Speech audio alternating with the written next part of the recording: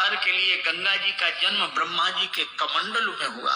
आज मेरे पूर्वजों के उद्धार के लिए गंगा जी का जन्म मेरे कठौते में हुआ है। पद पखारी जलपान करी आप सहित परिवार, पितर पार करी प्रभु पुण्य मुदित गए उलई पार। पितरों को पहले पार किया। ये देखो प्रसंग कितना सुंदर संकेत करता है। श्रद्धा से एक शब्द बना है श्राद्ध।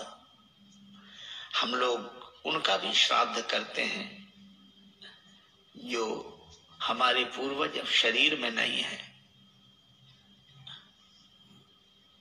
पर एक व्यक्ति मरा, उसके दो बेटे, माँ बहुत कहेगा कुछ करो, बेटे कहते हम इस सब में विश्वास नहीं रखते, क्या फायदा, इससे क्या फायदा। माँ ने एक दिन कहा कि पिता की अस्थियां गंगा जी में ही छोड़ आओ, 16 किलोमीटर दूर है, इससे क्या फायदा। माँ बोली कि तुम विश्वास नहीं करते, पर जिनकी अस्थियां हैं वे विश्वास करते थे। छोटा बेटा बोला ठीक हम चले जाएंगे। साइकिल से गया, थैले में पिता की अस्थियां लेकर 12 किलोमीटर दूर गया।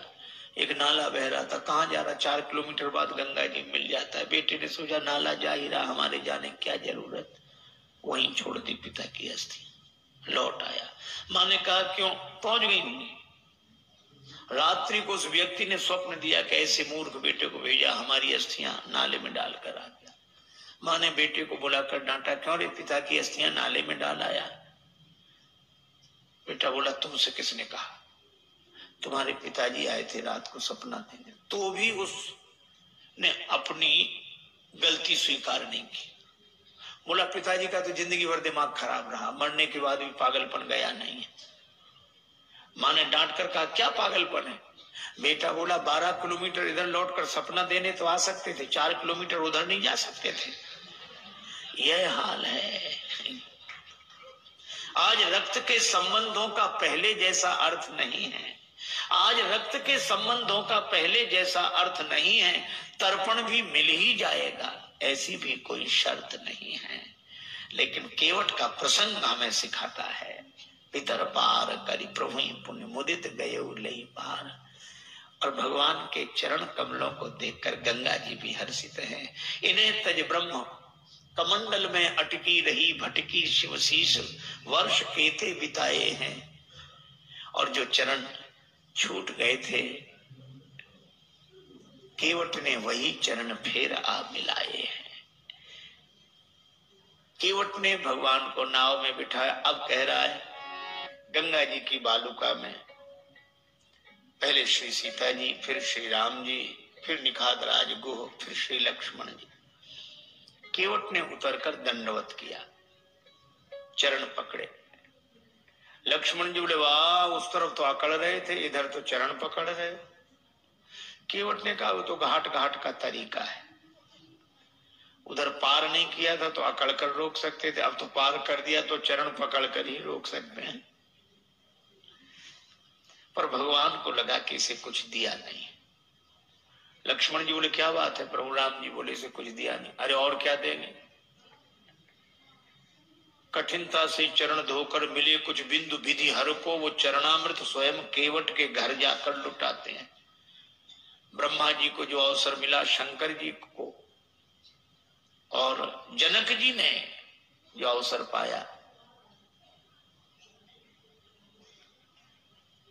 ये केवट को भी वही मौका मिला। और क्या दोगे। भगवान बोले धीरे बोलो लक्ष्मण, ने उतराई की कौन कहे, चरण धुलाई भी देनी पड़ेगी। चरण भी तो हमने अपने मतलब से ही धुलाए थे। लेकिन दें क्या, कुछ है नहीं। कितना अद्भुत है यह प्रसंग। श्री जानकी जी पिय ही की सी जान निहारी, मन मुंदरी मन मुदित उतारी। मन मुद्रिका उतार कर प्रभु को दी, आप दे दो उतराई। राम जी सोच रहे हैं कि हमारे हाथ में कुछ है नहीं, केवट को दें क्या। पर श्री जानकी जी ने मन में सोचा और कहा कि प्रभु, मन ही मन कहा कि प्रभु आपके उस हाथ में नहीं, इस हाथ में तो है। श्री राम जी ने कहा कि तुम्हारा हाथ मेरा हाथ कब से हो गया है? श्री जानकी जी ने कहा कि प्रभु जब से मेरे पिता ने मेरा हाथ आपके हाथ में दे दिया उस दिन से मेरा हाथ आपका हाथ हो गया। उतार कर अंगूठी थी। यह आदर्श दाम्पत्य प्रेम का अनुपम उदाहरण। आप कल्पना करो आज की परिस्थिति में अगर ऐसा होता, कोई घर छोड़कर वन में होता और साथ में पत्नी होती और उसे कुछ देना होता, तो बेचारे पति को ही कहना पड़ता कि ओ ऐसा है, वो पति के हाँ बोलो क्या बात, बोलो बोलो क्या ये अंगूठी।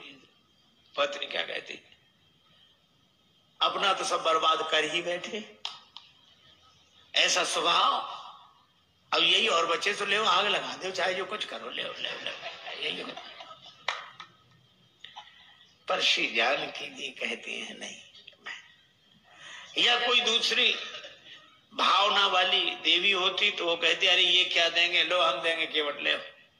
पर श्री जानकी जी यह नहीं करती, राम जी को देती, प्रभु आप देता। भगवान ने कहा केवट उतराई ले लो, कहे कृपालु ले उतराई, केवट चरण गए या कुलाई।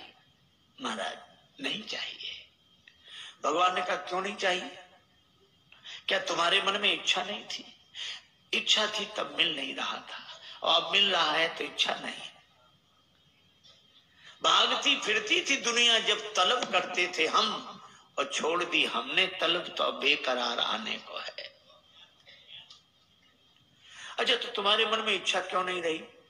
केवट बोला मैं आपसे मांगने के लिए तैयार खड़ा था कि कहां तक औरों के सामने हाथ फैलाता रहूंगा। राम जी से मांगूंगा तो फिर और किसी से मांगना नहीं पड़ेगा। मैं आपसे मांगने के लिए तैयार खड़ा था। भगवान ने कहा फिर हम बिना मांगे अंगूठी दे रहे हैं, क्यों नहीं दे रहे हो?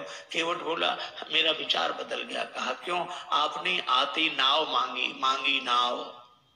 केवट बोला ये सुनते ही मेरा विचार बदल गया कि जो मुझसे ही मांग रहा हो अब मैं उससे क्या मांगू। वह तो बहुत बड़ा है जिससे आप कुछ मांगते हो, लेकिन दीन बंधु वह कितना बड़ा है। वह तो बहुत बड़ा है जिससे आप कुछ देते हो, पर वो कितना बड़ा जिससे आप भी कुछ मांगते हो। मांग कर बड़ा बना दिया है, दे दोगे तो छोटा बन जाऊंगा, बड़ा ही रहने दो। नहीं,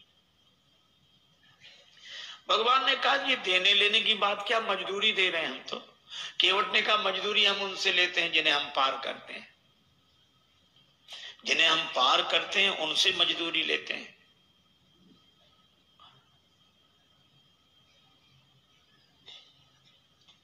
हमने आपको पार नहीं किया। श्री राम जी बोले पार नहीं किया तो हम पार आए कैसे? केवट बोला यही तो हम पूछ रहे हैं, कैसे आए? भगवान बोले नाव से आए। केवट बोला नैया से आए। हाँ, ये नैया किसकी थी? केवट तुम्हारी। केवट बोला यही तो हम कह रहे हैं कि नैया तो हमारी ही पार लगी है। आप पार होने के लिए नहीं आए थे, हमारी नैया पार लगाने के लिए आए थे। आपने चरण रख दिया तो हमारी नैया पार लग गई। उतराई तो हमें देनी चाहिए, दे नहीं सकते तो ले कैसे लें? इसलिए प्रभु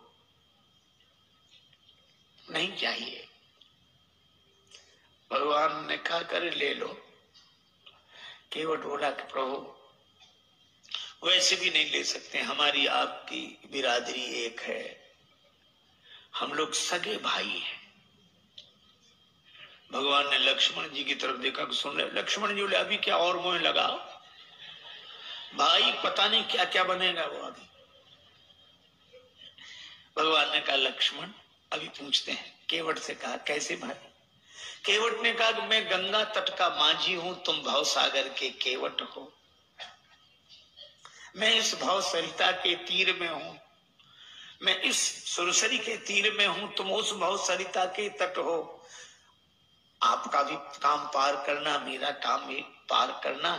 तो मजदूर कहीं मजदूरों से मजदूरी लेते हैं भैया, मल्लाह कहीं मल्लाहों से मल्लाही लेते हैं भैया। भगवान बोले तो हम किसी का कर्ज नहीं रखते। केवट बोला हमारा रख लो। क्यों? चुकाने दोबारा तो आ जाओगे। भगवान बोले हम ना आए तो, केवट बोला हम वसूल करने आ जाएंगे। कहां